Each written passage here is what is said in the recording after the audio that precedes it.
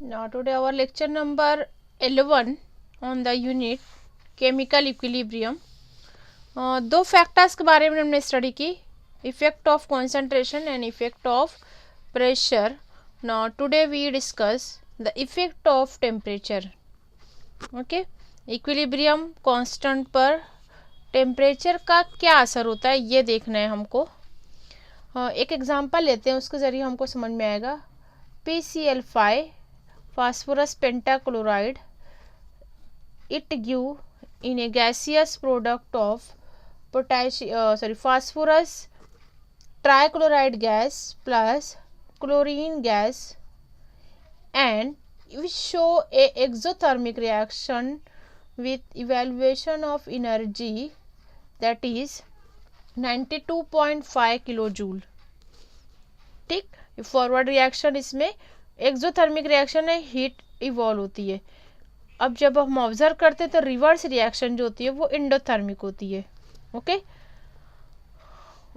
In this reaction exothermic that means heat is evolve. अब endothermic reaction में heat क्या होती है, कंज्यूम होती है. ओके, तो यहाँ पर क्या होता है, the equilibrium shifted in reverse direction. ठीक, जैसा कि यहाँ पर जो हीट यूज हो रही है, हीट जो इवॉल्व हो रही है वो यूज हो रही है for a reverse reaction, for a conversion of product to reactant. Is that clear? इसके साथ एक एग्जांपल और देखते हैं हम. Consider the equilibrium reaction. Second example, suppose we taken carbon dioxide gas with hydrogen gas which give a methanol with liberation of heat energy. Okay, अब यहाँ पर हम ऑब्जर्व करते हैं डेल्टा एच जो होती है change in enthalpy that is -90 kilo joule per mole. ठीक, अगर हम इसका इक्विलिब्रियम कांस्टेंट निकालते हैं Kc, that is equal to concentration of product, that means methanol, and the concentration of,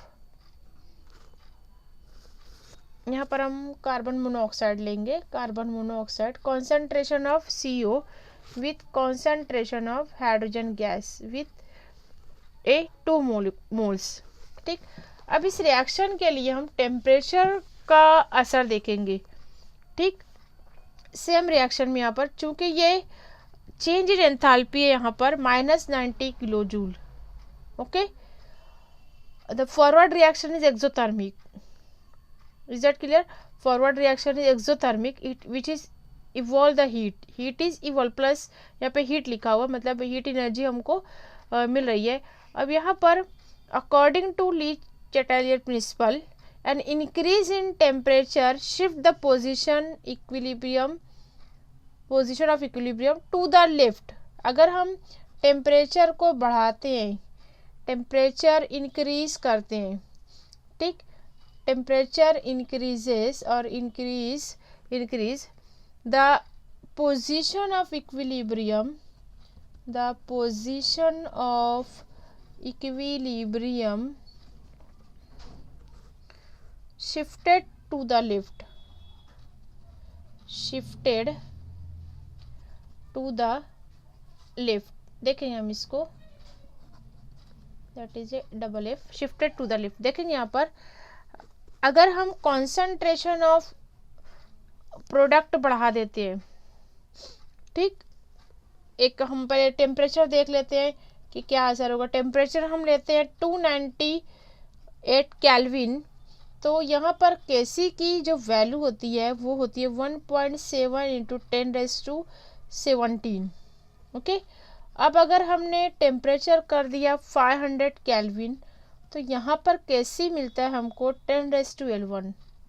note down, temperature increases, equilibrium constant decreases.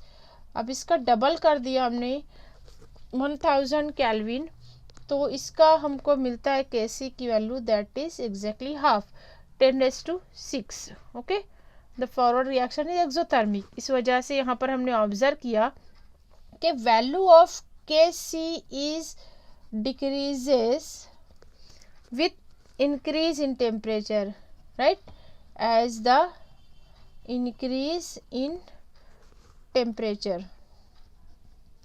Okay क्यों ऐसा है? क्योंकि यहाँ पर जब हम हीट एनर्जी जो है रिएक्शन से निकल रही है, एनर्जी हमको हीट के फॉर्म में निकल रही है, ये सिस्टम जो है प्रोडक्ट देती है, वो होता है हॉट कंडीशन में. अगर हम इसको गैसेस में लेते हैं, दिस इज द गैसियस, यहाँ पर ऑलरेडी हीट एनर्जी है, टेम्परेचर बढ़ा हुआ है, सिस्टम का प्रोडक्ट है.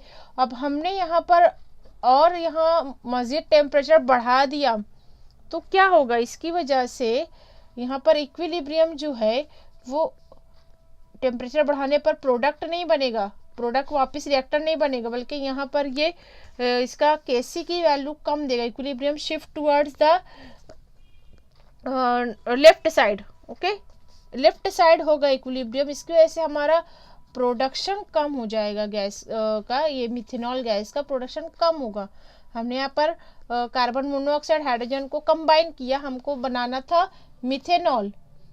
ठीक, मिथेनॉल तो बना, लेकिन यहाँ पर हमको कुछ ऐसी सिस्टम लगाना चाहिए जो हीट को एब्सॉर्ब करे, इस गैस को कूल करे, ना कि इसको हॉट करे. अगर हम इसको टेम्परेचर प्रोवाइड करते हैं तो ये जो है हमारा इक्विलिब्रियम लेफ्ट साइड में हो जाएगा और हमको प्रोडक्ट नहीं मिलेगा. Therefore it indicate the Kc will be decreases, equilibrium constant decreases.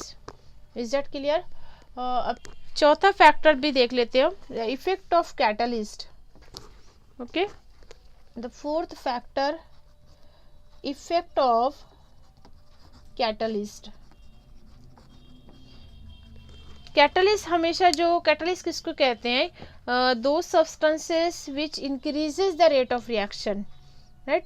Rate of chemical reaction increase करने के लिए कैटलिस्ट का यूज़ किया जाता है. जैसा कि हम एक एग्जांपल लेते हैं, esterification, reaction of acid with the alcohol. ठीक, ये कार्बोक्सिलिक एसिड है, इसको हम लिख देते हैं 2 कार्बन का इथेनोइक एसिड. ये रिएक्शन करता है इथेनॉल से, कंडेंसेशन रिएक्शन भी कहलाती है.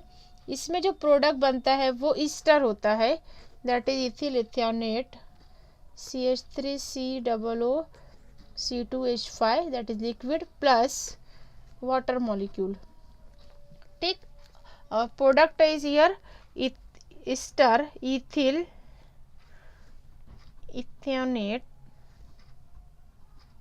ओके, अब हमने यहाँ पर रिएक्शन में देखा कि कैटलिस्ट यूज हो रहा है फॉर दिस एस्टरिफिकेशन.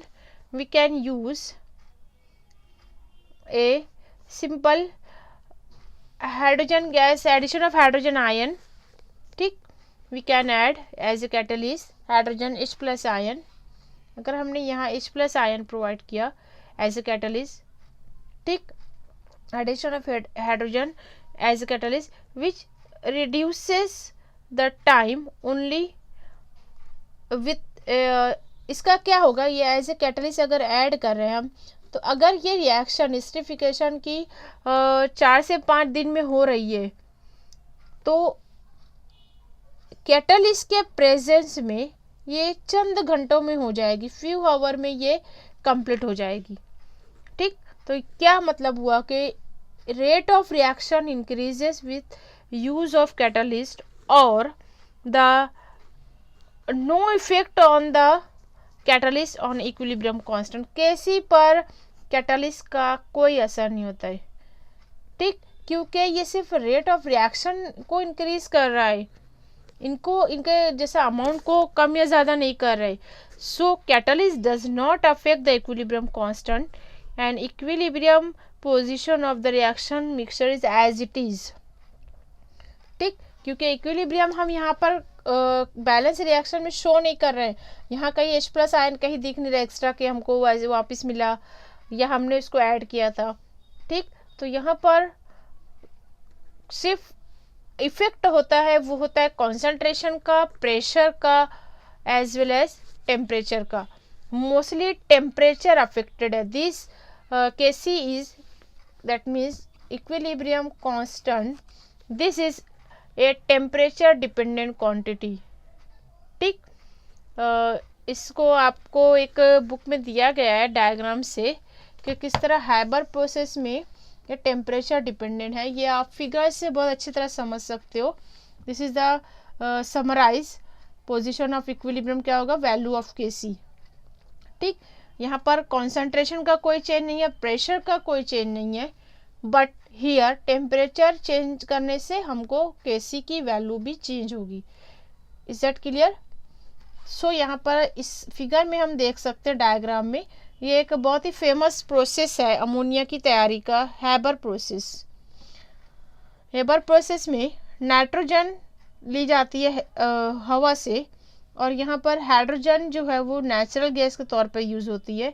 दोनों को जब कंबाइन किया जाता है तो अमोनिया गैस तो बनती है. ठीक, लिक्विड अमोनिया बनती है. तो वहाँ पर आयरन को यूज़ किया जाता है एज ए कैटलिस्ट.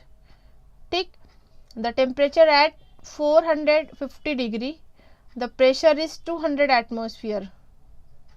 ठीक, अब यहाँ पर गैस को कूल करके लिक्विफाई किया जाता है.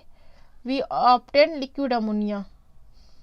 ठीक, अब यहाँ पर जो गैसियस फॉर्म में है, अगर इसको कूलिंग नहीं किया गया तो हमको अमोनिया नहीं मिलेगा, बल्कि हमको हाइड्रोजन और नाइट्रोजन मिल जाएगी. इसको कूलिंग का प्रोसेस किया जाता है. टेम्परेचर जो होता है इस एटमॉस्फेरिक प्रेशर पे, इस टेम्परेचर पे गैस को कूल करके गैस को लिक्विफाई बनाया जाता है, लिक्विड बनाया जाता है.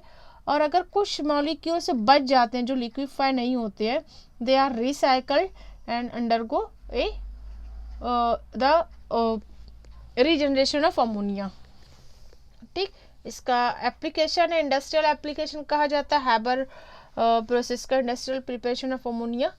ठीक, इसको भी वही सेम वे से अमोनिया को तैयार किया जाता है. इसका अगले लेक्चर में हम देखेंगे क्या होगा effect of temperature and effect of pressure का. Okay, thank you.